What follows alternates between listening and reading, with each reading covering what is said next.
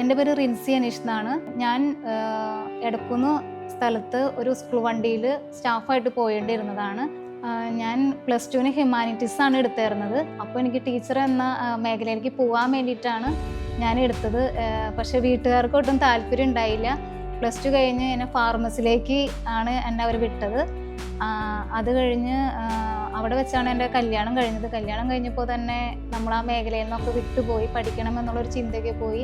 പിന്നെ കുട്ടികളായി, പിന്നെ കുട്ടികളുടെ കാര്യങ്ങളായി, അങ്ങനെ ഒന്നിപ്പോൾ വീട്ടിൽ തന്നെ അടഞ്ഞിരിക്കുകയായിരുന്നു. അത് കഴിഞ്ഞ് 2-3 വർഷങ്ങൾക്ക് മുമ്പാണ് ഞാനൊരു സ്കൂളിൽ ജോയിൻ ചെയ്തു. അപ്പോൾ എനിക്ക് പിള്ളേരായിട്ട് ഭയങ്കര കൂട്ടായിരുന്നു.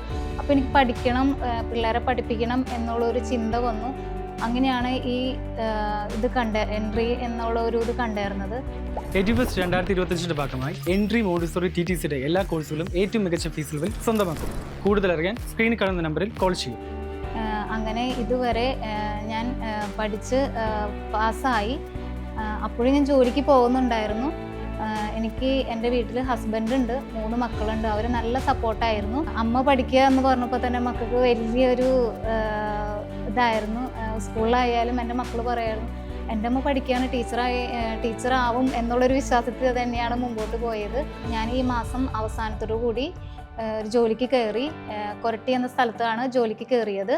നമ്മളിപ്പോൾ ഏത് മേഖലയിൽ നിന്നായാലും നമുക്ക് അതിൽ നിന്ന് നമുക്ക് പഠിക്കാൻ പറ്റുമെന്ന് എനിക്ക് ഇതിനകത്ത് നിന്ന് മനസ്സിലായി. കാരണം ഞാൻ രാവിലെ വീട്ടിൽ നിന്ന് 7:30 ഇറങ്ങുന്ന ആളാണ്. അത് കഴിഞ്ഞിട്ട് ഞാൻ 10 മണിക്ക് വരും. അത് കഴിഞ്ഞ് വീണ്ടും എനിക്ക് 3 മണിക്ക് പോകണം. അതിനകത്തുനിന്ന് ഞാൻ സമയം കണ്ടെത്തിയാണ് ഈ ക്ലാസ് അറ്റൻഡ് ചെയ്തതും എക്സാമിനായാലും ഓരോ കാര്യങ്ങൾക്കായാലും സമയം കണ്ടെത്തിയിരുന്നത്. പിന്നെ പിള്ളേരുടെ പഠിത്തവും കാര്യങ്ങളും ഒക്കെ ഞാൻ നോക്കിയാണ് മുമ്പോട്ട് പോയിക്കൊണ്ടിരുന്നത്. അവരുടെ ഒരു സപ്പോർട്ട് ഇല്ലാണ്ട് എനിക്കൊന്നും ചെയ്യാൻ പറ്റില്ലായിരുന്നു. എനിക്കിത് എടുത്തപ്പോൾ എനിക്ക് ഒട്ടും ഒരു ഇതുണ്ടായിരുന്നില്ല. അതായത് പ്ലേസ്ഡ് ആവുമോയെന്ന് എനിക്കറിയില്ല. നല്ല ടെൻഷൻ ഉണ്ടായിരുന്നു. എനിക്ക് ജോലി കിട്ടും എന്നുള്ളൊരു പ്രതീക്ഷ. നല്ല സ്ഥാപനത്തിലാണ് എനിക്കിപ്പോൾ കിട്ടിയിരിക്കുന്നത്. അതുകൊണ്ട് എനിക്ക് നല്ല അഭിമാനത്തോടുകൂടി തന്നെ പറയാം, ഈ ഫീൽഡിലേക്ക് ഇറങ്ങിത്തിരിക്കണമെന്ന്.